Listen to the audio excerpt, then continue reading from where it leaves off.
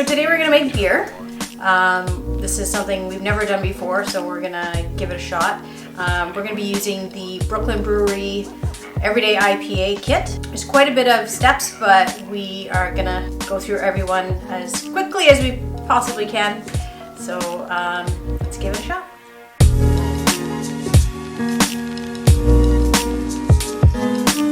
So first we're going to show you what equipment you need to get the job done. Anything that you don't have in the kit, you will have to purchase, but it's nothing major. All grain ingredient mix, 1 gallon glass fermenter, vinyl tubing and racking cane and tip, chambered airlock, 6-quart stock pot, fine mesh strainer, funnel, and thermometer.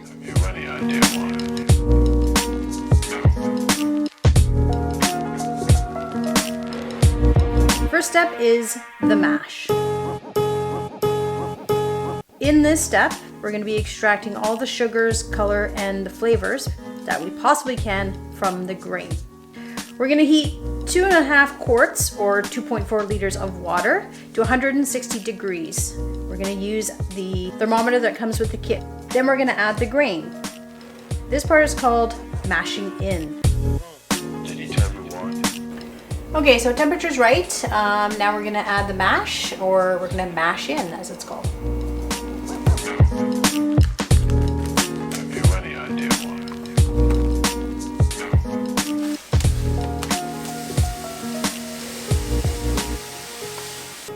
Okay, so grain is all in.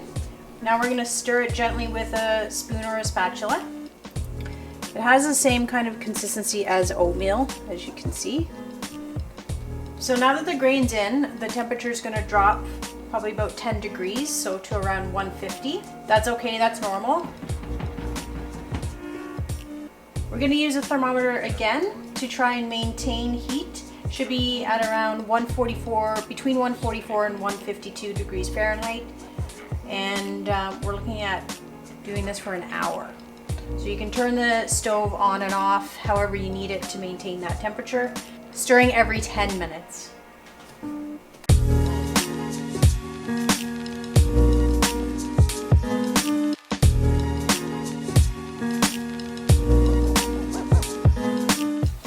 Okay, so we're almost half an hour in. We've been doing our stirring every 10 minutes and checking the temp.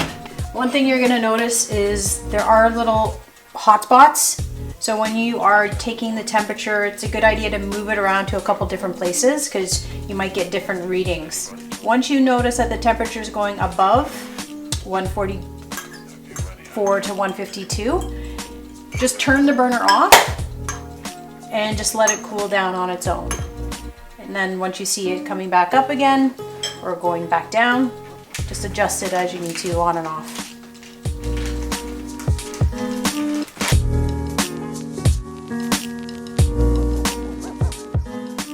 So we are about 20 minutes left of the first step of the mash.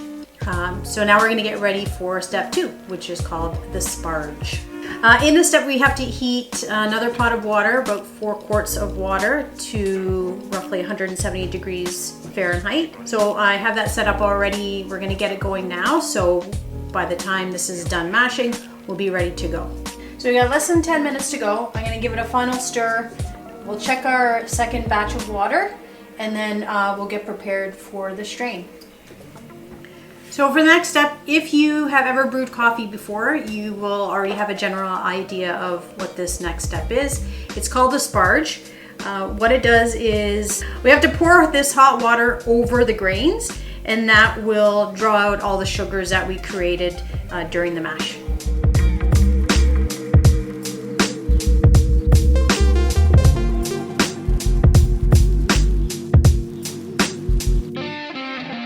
So we've got our second big pot. I've put mine in the sink just so it's easier for me to see what I'm doing. We've got our big strainer. This goes in the pot.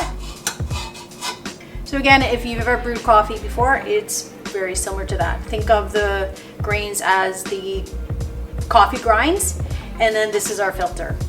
So we're gonna pour the grains in through the strainer, and then we're gonna catch all of the liquid that comes out of that.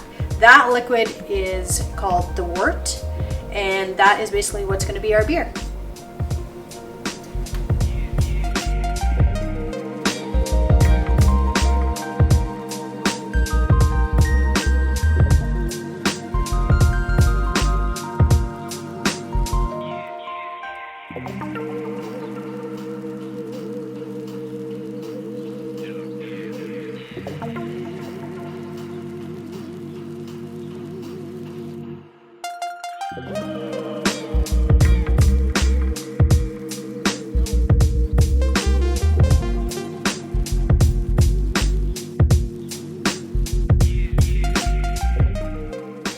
We're going to grab our other pot that's got all of the other heated water. This is also what's going to be used to create the wort. So we're going to take some and then gently pour it over the rest of the grains to continue to grab all of the sugars.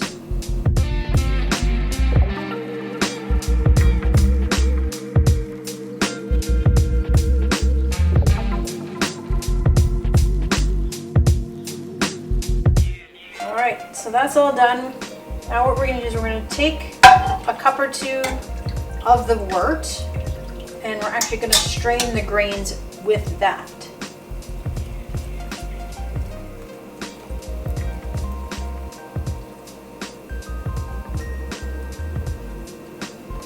So just let it sit, let it do its thing. Once you don't hear it dripping anymore, we're going to move on to the next step. Okay, step 3. Step 3 is the boil. This one is kind of like cooking soup. So if you can cook soup, you can do this. What you're going to do is you're going to take your wort. We are going to bring it to a boil, a light boil. So once you see that hot break, which is basically once you start seeing foam, that's the temperature you're going to maintain for 60 minutes. In this step is when we're going to add the hops. The hops, you can kind of think of it as the stock for our soup. So this is what's going to give it the nice flavors.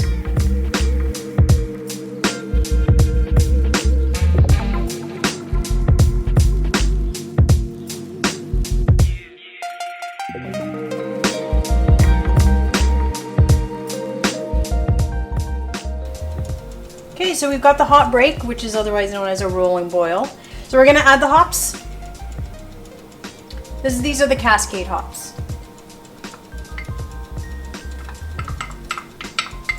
So Columbus hops are in. Those are put in right when the hot break happens. Then we have our second hops. These are Cascade hops. If you smell them, they smell really great. That really nice citrusy smell that you get from an IPA. These are going to go in 1/5 of these every 15 minutes, and we are going to do this on a low boil for an hour. All right, 15 minutes is up, so we're going to put in 1/5 of the second batch of hops.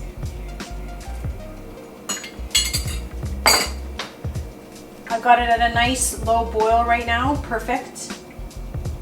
I'm just going to give it a stir. Reset my timer for another 15, do the same thing.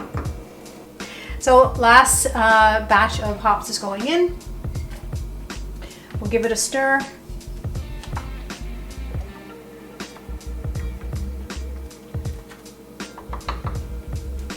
And then turn the stove off.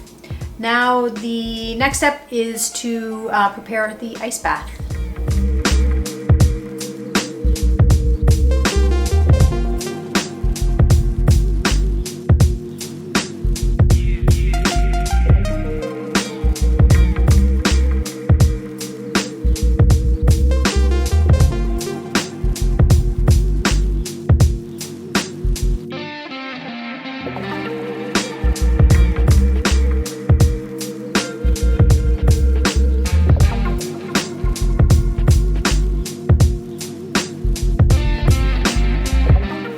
The pot is cooling right now in an ice bath.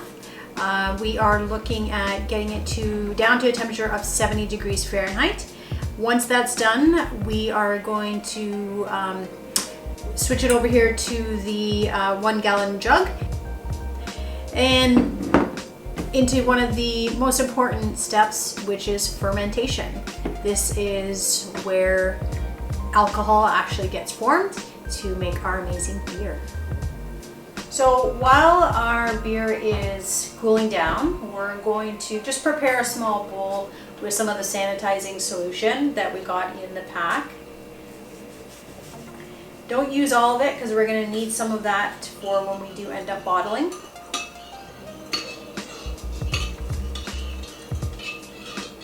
And I'll show you what this is for coming up. Okay, for the next step, we have our fermenter.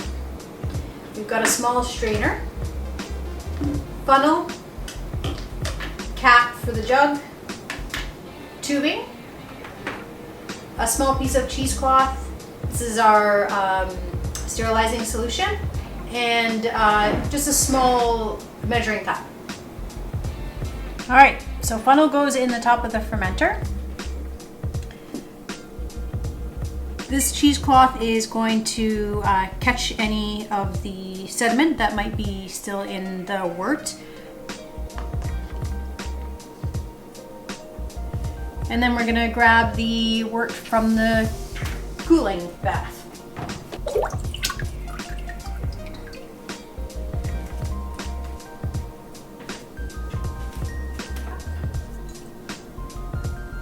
Grab some of the wort and just slowly pour it into the strainer.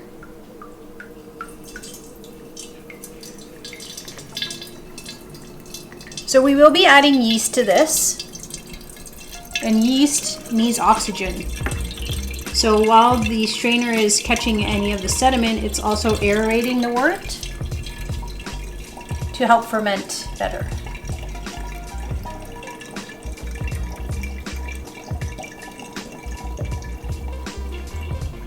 So just keep doing that until it's all in the fermenter.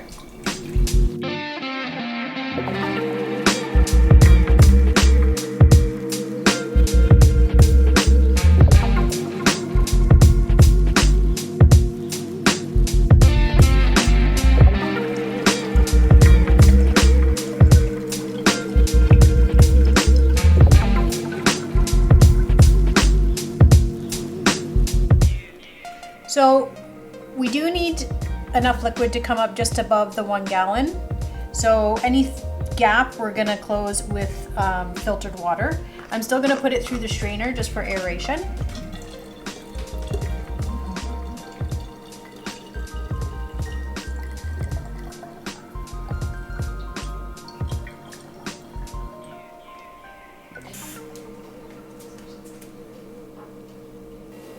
Okay, now it's time for the yeast, or otherwise known as pitch. We're going to open up the whole package and pour it right in. Toss the whole thing in.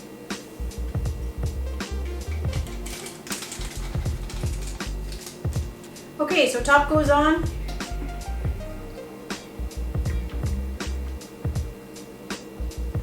With clean hands, you're going to cover the little hole that's in the top there. That's what the tube's going to go in.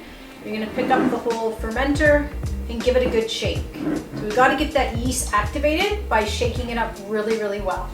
So just be careful.